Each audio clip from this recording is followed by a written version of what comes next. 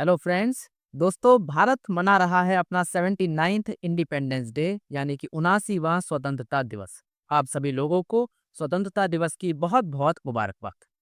दोस्तों, आज मैं अपने इस वीडियो में आप सभी लोगों को इंडिपेंडेंस डे से रिलेटेड कुछ ऐसी अहम इंफॉर्मेशन और कुछ महत्वपूर्ण बातें बताऊंगा जिसको जानना हर भारतीय नागरिक के लिए बहुत ज़रूरी और बहुत अहम है। दोस्तों, सबसे पहली बात, बहुत सारे लोग इस बात को लेकर कंफ्यूज रहते हैं कि हमारे देश में कौन से नंबर का इंडिपेंडेंस डे सेलिब्रेट हो रहा है। दोस्तों, क्या आप भी इस बार इस बात को लेकर कंफ्यूज हैं कि हमारे देश में 79th इंडिपेंडेंस डे सेलिब्रेट हो रहा है या फिर 78th? तो दोस्तों, मैं आपको बता दूं कि हमारे देश में इस बार 79th इंडिपेंडेंस डे सेलिब्रेट हो रहा है। दोस्तों, दरअसल ये कंफ्यूजन एक छोटी सी मैथमेटिक्स की गड़बड़ी की वजह से होती है। बहुत सारे लोग क्या करते हैं कि हमेशा करंट ईयर में से 1947 को लेस कर देते हैं। इससे उन्हें जो आंसर मिलता है वो हमेशा एक इंडिपेंडेंस डे कम मिलता है। यानी कि इसमें 1947 का इंडिपेंडेंस डे भी घट जाता है, जिसकी वजह से इंडिपेंडेंस डे की सेलिब्रेशन की संख्या एक कम हो जाती है। तो दोस्तों, इसीलिए अगर आपको कभी भी इंडिपेंडेंस डे के सेलिब्रेशन का सही नंबर पता करना हो तो करंट ईयर में से 1947 को लेस करने के बाद उसमें एक जोड़ दें, तो आपको हमेशा सही नंबर मिलेगा इंडिपेंडेंस डे के सेलिब्रेशन का। क्योंकि दोस्तों, 1947 को 15 अगस्त को भी इंडिपेंडेंस डे सेलिब्रेट किया गया था और वो हमारे देश का पहला इंडिपेंडेंस डे सेलिब्रेशन था। दोस्तों, लेकिन ये बात भी सही है कि हमारे देश को आज़ाद हुए पूरे 78 साल हो गए हैं। हमारे देश को आज़ाद हुए 78 साल हुए हैं, लेकिन अगर इंडिपेंडेंस डे के सेलिब्रेशंस की बात आएगी कि कितने इंडिपेंडेंस डे हम सेलिब्रेट कर रहे हैं, तो वो 79th होगा इस बार। फ्रेंड्स, दूसरी बात, क्या आपको भी इस बात को लेकर कंफ्यूजन रहता है कि हमारे देश की आज़ादी का दिन 15 अगस्त ही क्यों सेलेक्ट किया गया? दोस्तों, अगर आपको भी ये कंफ्यूजन रहता है तो आज मैं आपका ये कंफ्यूजन भी हमेशा हमेशा के लिए दूर कर दूंगा। फ्रेंड्स, भारत की आज़ादी के लिए जो तारीख भारतीयों ने तय की थी वो तो 26 जनवरी थी। जी हाँ दोस्तों, इस तारीख को तय किया गया था इंडियन नेशनल कांग्रेस के लाहौर सेशन में, जो दिसंबर 1929 में हुआ था। इसी सेशन में इंडियन नेशनल कांग्रेस ने पूर्ण स्वराज का रेजोल्यूशन पास किया था और 26 जनवरी को पूरे देश भर में स्वतंत्रता दिवस यानी कि इंडिपेंडेंस डे मनाने का आह्वान किया था। 1930 से आने वाले सालों में भारत में हमेशा 26 जनवरी को ही इंडिपेंडेंस डे सेलिब्रेट किया जाता था। लेकिन दोस्तों, जब आखिरकार 1947 में भारत की आज़ादी का दिन चुनने की बात आई तो उस समय इंडिया के वायसरॉय माउंटबेटन ने 15 अगस्त 1947 का दिन चुना। दोस्तों, 15 अगस्त ही वो तारीख थी जिस दिन जापान ने सेकेंड वर्ल्ड वॉर में एलाइड पावर्स के सामने आत्मसमर्पण यानी कि सरेंडर किया था। माउंटबेटन इस तारीख को अपनी जिंदगी की बड़ी अहम तारीख मानते थे, इसीलिए उन्होंने इसी तारीख को इंडिया की इंडिपेंडेंस की तारीख को तय किया।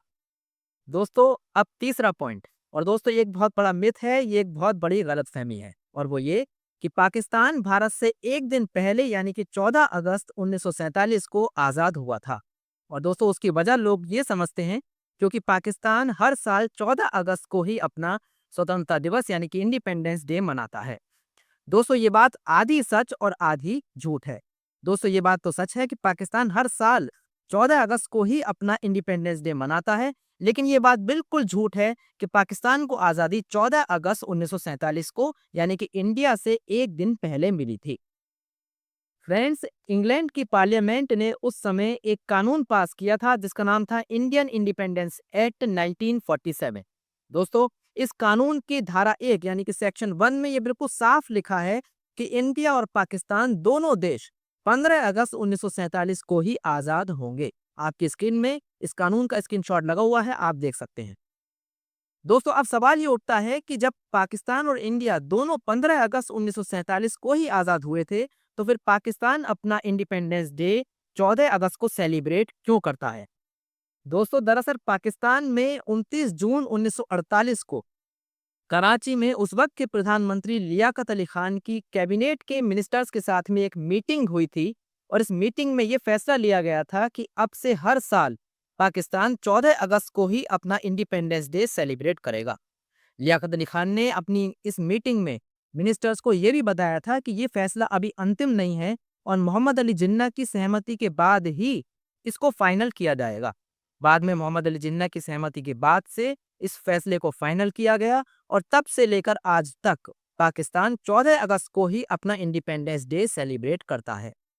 दोस्तों, इस वाली मीटिंग की कार्यवाहियों के पेपर्स पढ़ने पर यह बात तो मालूम नहीं पड़ती कि पाकिस्तान ने 14 अगस्त को ही अपना इंडिपेंडेंस डे सेलिब्रेट करने का फैसला क्यों लिया। लेकिन दोस्तों, इससे ये बात भी झूठी नहीं हो जाती कि पाकिस्तान वास्तव में इंडिया के साथ भी 15 अगस्त 1947 को आज़ाद हुआ था। फ्रेंड्स, अब एक और बहुत बड़ी गलतफहमी के ऊपर बात करते हैं।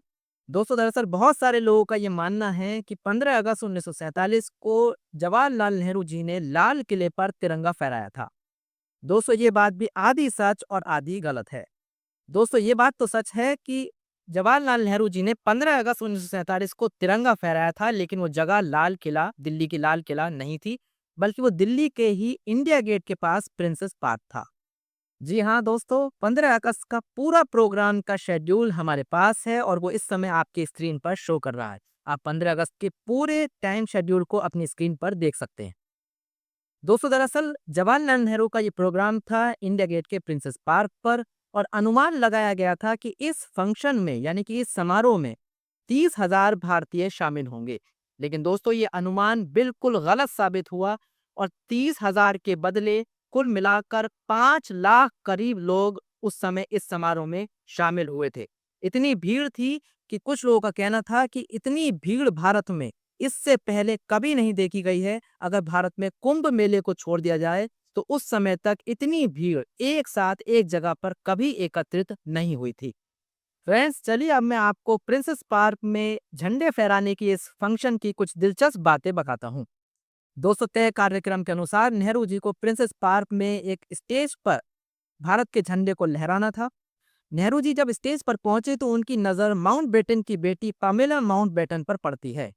नेहरू जी माउंटबेटन की बेटी से कहते हैं कि वो स्टेज पर आ जाएं, लेकिन पामेला माउंटबेटन नेहरू जी से कहती हैं कि वो स्टेज पर नहीं आ सकती अपनी बग्गी से, क्योंकि उनकी बग्गी और स्टेज के बीच में इतनी ज्यादा भीड़ है कि वो स्टेज पर आ ही नहीं पाएंगी। ऐसे में नेहरू जी पामेला माउंटबेटन से कहते हैं कि वो लोगों के सरों पर से चढ़ती हुई आ जाएं, लोग इस बात का बुरा नहीं मानेंगे। लेकिन पामेला माउंटबेटन नेहरू जी से कहती हैं कि वह ऐसा नहीं कर सकती, क्योंकि उन्होंने ऊंची हील्स की सैंडल्स पहन रखी हैं और उनकी सैंडल्स लोगों के सरों में चुभ जाएंगी। ऐसे में नेहरू जी माउंटबेटन की बेटी से कहते हैं, don't be a silly girl, बेवकूफ मत बनो, अपनी सैंडल्स को अपने हाथों में लो और फिर लोगों के सरों पर से चढ़ती हुई स्टेज पर आ जाओ। पमेला माउंटबेटन ऐसे ही करती हैं, वो अपनी सैंडल्स को अपने हाथों में लेती हैं और लोगों के सरों को कारपेट बनाती हुई उस जगह पर पहुंचती हैं जहां नेहरू जी झंडा फहराने के लिए पहले से मौजूद थे। फ्रेंड्स, जब पमेला माउंटबेटन नेहरू जी के पास स्टेज पर पहुंचती हैं तो वो एक ऐसा दृश्य देखती हैं कि जिसे देखकर वो पूरी तरीके से हैरान हो जाती हैं। दोस्तों, जब पामेला माउंटबेटन भीड़ को देखती हैं तो वो देखती हैं कि कुछ औरतों ने, जिनके पास उनके दूध मुँहे छोटे छोटे बच्चे भी थे, वो बच्चों को रबड़ की गेंद की तरह आसमान में उछाल देती थीं और नीचे आने पर उन बच्चों को वापस पकड़ लेती थीं। दरअसल औरतें ऐसा इसलिए कर रही थीं क्योंकि इन औरतों को ये डर था कि इतनी भीड़ में कहीं ऐसा ना हो कि उनके दूध पीते बच्चे पिच कर बुरी तरीके से जख्मी या फिर मर जाएं। इस दृश्य को देखने पर पामेला माउंटबेटन नेहरू जी से कहती हैं कि यहाँ तो बच्चों की बरसात हो रही है। फ्रेंड्स, ये भीड़ इतनी ज्यादा थी कि माउंटबेटन तो अपनी बग्गी से स्टेज तक पहुंच ही नहीं पाते हैं और तय कार्यक्रम के अनुसार झंडा फहरा ही नहीं पाते हैं नेहरू जी के साथ में। दोस्तों, इसीलिए माउंटबेटन अपनी बग्गी से ही नेहरू जी से जोर से आवाज लगाकर कहते हैं कि झंडा फहरा दीजिए और फिर आखिरकार नेहरू जी झंडा फहरा देते हैं। और दोस्तों, जब नेहरू जी झंडा फहराते हैं तब इत्तेफाक से उसी वक्त एक इंद्रधनुष आसमान में बन जाता है, जिसे देखकर लोग बहुत ज्यादा खुश होते हैं।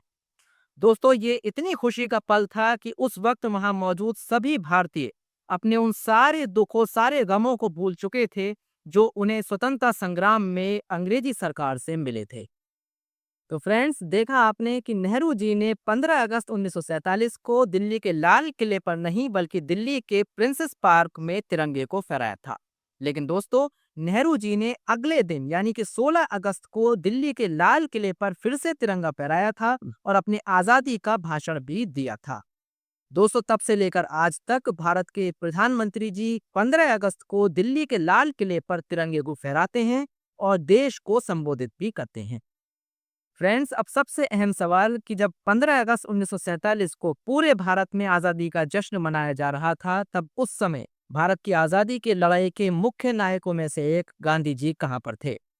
दोस्तों, दरअसल गांधी जी 15 अगस्त 1947 को कोलकाता में थे। गांधी जी कोलकाता में ही रहकर हिंदू मुस्लिम दंगों को शांत कराने की कोशिश कर रहे थे और हिंदू मुस्लिम एकता और भाईचारे को दोबारा पुनः स्थापित करने की कोशिशों में लगे हुए थे। गांधी जी ने 15 अगस्त 1947 का दिन उपवास करके बिताया था। तो फ्रेंड्स, ये थी हमारे आज़ादी के दिवस की कुछ रोचक और कुछ महत्वपूर्ण जानकारियां। मैं उम्मीद करता हूं कि ये वीडियो आपका किसी न किसी तरीके से हेल्प जरूर करेगा। दोस्तों, इस वीडियो के लिए जो हमने रिसर्च करी है उन सभी सोर्सेज के नाम आपको डिस्क्रिप्शन में मिल जाएंगे, आप जाकर वहां पर पढ़ सकते हैं। दोस्तों, अगर आपको हमारा वीडियो पसंद आया हो तो हमारे वीडियो को लाइक और शेयर कीजिए और हमारे चैनल को सब्सक्राइब जरूर कर दीजिएगा। जाते जाते आपको एक बार फिर से स्वतंत्रता दिवस की बहुत बहुत मुबारकबाद। वीडियो देखने के लिए आप सभी लोगों का बहुत बहुत शुक्रिया।